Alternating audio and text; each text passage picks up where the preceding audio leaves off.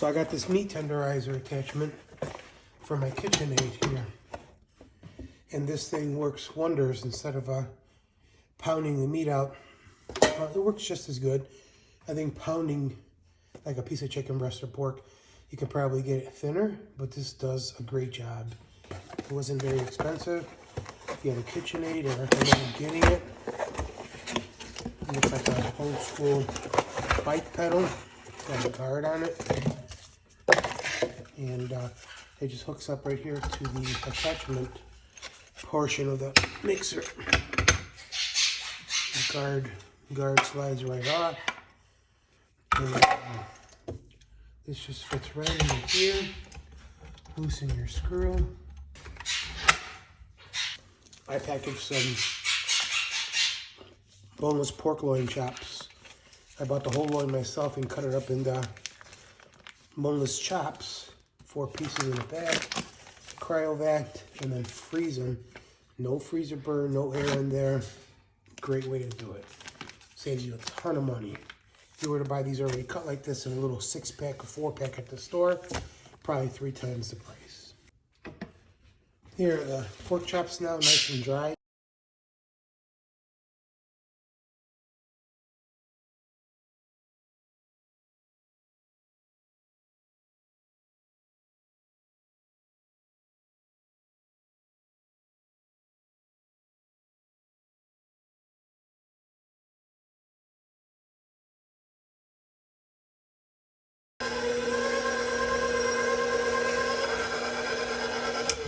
That's it. Look at the size of that. Look at the size of that. And the bird saying good morning. Comes right out. And again, guard comes right off. See that? And it's really easy to clean because it comes with a brush to help you get into all those crevices and stuff. And yeah, that's pretty much it. This particular recipe I'm making a video for called for peppers and onions. I'm using what I have on hand. These are mini sweet bell peppers that we use for dips and snacking, and I have a red or purple onion. So these are all nice and patted dry, and I've seasoned them with Lowry seasoned salt, which I've doctored up with a little granulated onion and granulated garlic for a little added flavor. But you can use straight up Lowry seasoning salt. That's a good general purpose seasoning. I made a little beef broth that's going to become our gravy.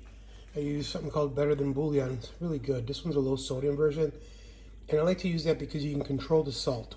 Oddly enough, there's some beef and peppers and onions on the label. But I've made a little broth, and I've added about, I don't know, it's about 2 cups of broth, and I've added maybe a little under a teaspoon of Italian seasoning. I'm going to guess that's what Mama used. Now I'm going to pan fry these, let's call them round steaks, in a bit of olive oil. We're just going to get a good sear on them. I know Mama didn't leave those steaks rare or anything, so we're just going to get a good crust on them. They'll finish cooking in the gravy once we simmer it together. Now we're just going to get them in a skillet over medium heat, medium-high heat. Medium-high heat preferably. It's going to spatter a little bit, but we want to get a nice sear on them, especially with the round steak. Get a nice sear on them so it finishes, browns on the outside nice, but doesn't necessarily cook through until we get it into the gravy. I'm going to put 2 in at a time. I don't want to crowd the pan, otherwise it's going to simmer in its own juice before it actually sears. After about, I don't know, 3 minutes, on one side, got a nice brown color there. So I'm going to flip it over. See that? And give it a nice good sear on the other side. Now, once we lay it down the first time, we don't touch it. Leave it alone.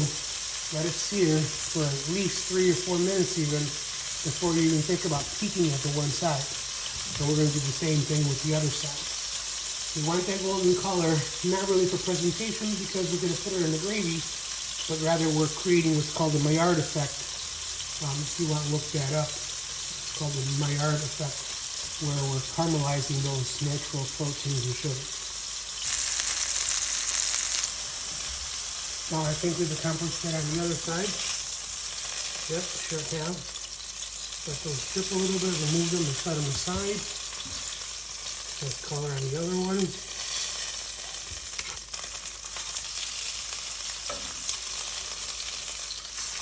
Color already.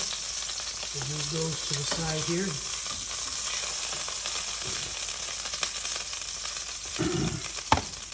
And in that same fat, we are going to saute our peppers and onions.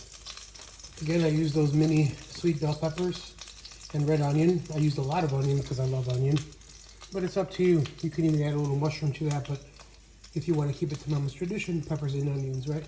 From what you remember, right in the same pan, same heat, same fat.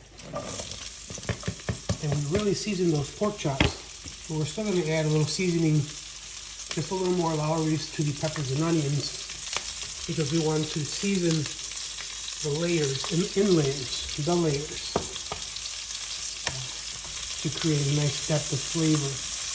We don't want to over season or over salt, because you can always add more, but you can't take away. So we're going to let those caramelize. We're going to lay those in the pan and let them sit there for a minute now, and let those caramelize, bring out their natural sweetness. Once they look all nice and glossy like this, a little char on the edges, we're going to add a little garlic.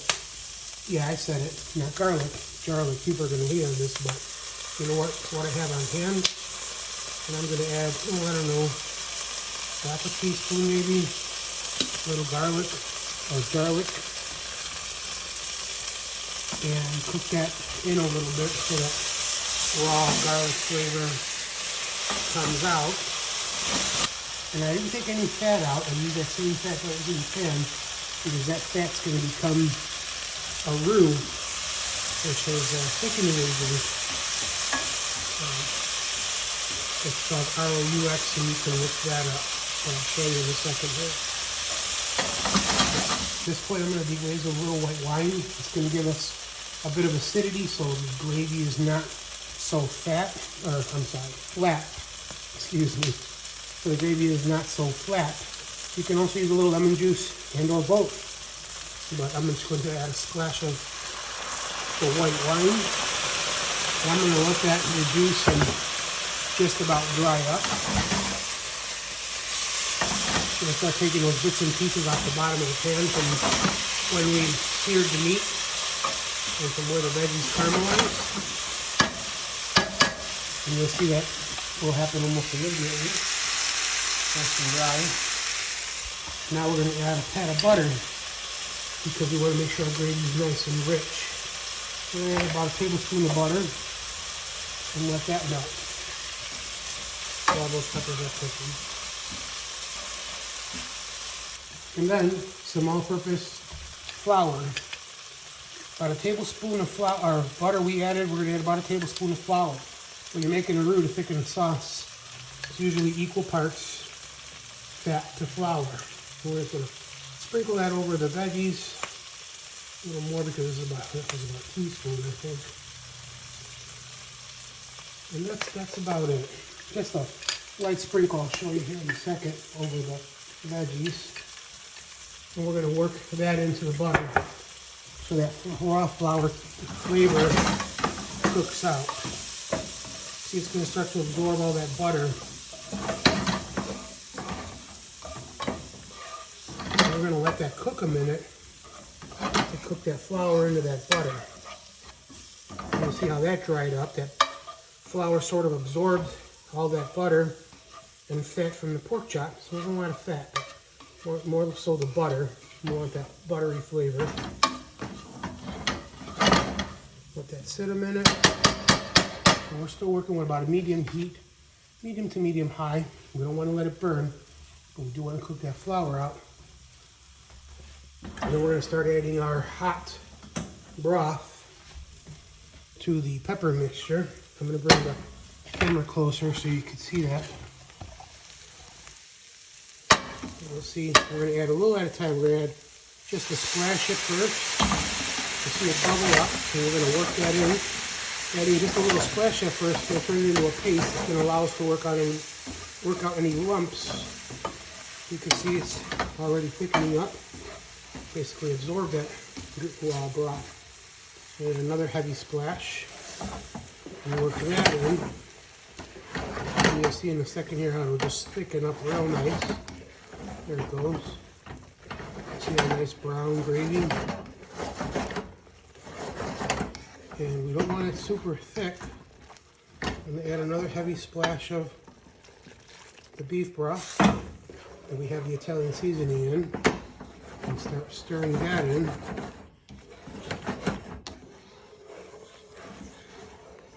And we want to leave it a little loose because we're going to reduce it once we put those pork chops in. We're going to let the pork chops or your round steak finish cooking in the gravy.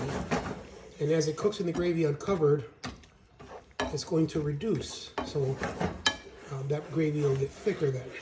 Also, we don't want to heavily season with salt at this point because as we reduce it, those flavors are going to become more concentrated.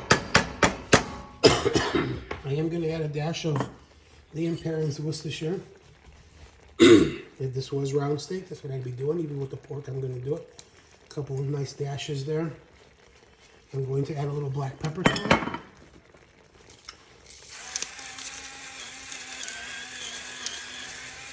And this is the taste. I love black pepper. I'll go heavy on the black pepper. Some people don't. I'm going to turn the heat down at this point, but I still want it to simmer. We don't want it to stop simmering. See, even though it looks really loose, that gravy's already thickening. Also, that gravy is really hot. So the hotter it is, the thinner it's going to look. But once it cools, it's going to get pretty thick as you take it out of the skillet. So again, we don't want to leave it really thick at this temperature because it will continue to thicken once you pull it out of the pan and go to serve it. I am going to taste it at this point. Put a little spoon. Your seasoning. Again, we can always add salt. Can't take it away. Oh, I can see why your mom don't like that. And also at this point, for color, mainly, add a little dried parsley. Another thing I'll get a bunch of crap for. But who cares, right? I don't like to keep fresh parsley around if I'm not going to use it because it goes bad. So a little parsley for color.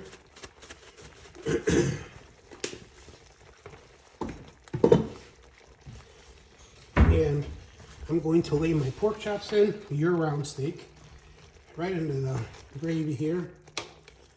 I'll put all 4 of them in there. And any drippings that your round steak let go right into the pan. Now I'm going to let that simmer. You can cover it if you feel more comfortable and you want to cook your steaks further. They're pretty thin. The pork chops are pretty thin, so they're going to cook through fairly quickly. I don't want to also overcook the peppers and onions because I like them to have a little bit of a bite. But I'm going to turn that heat down a little bit. Super hot. Now there is something called brown gravy sauce. You find it in a lot of southern cooking. It has absolutely no beef in it, just some caramel color, sodium, etc. But this will also add to help a little color to your gravy if you want to add it.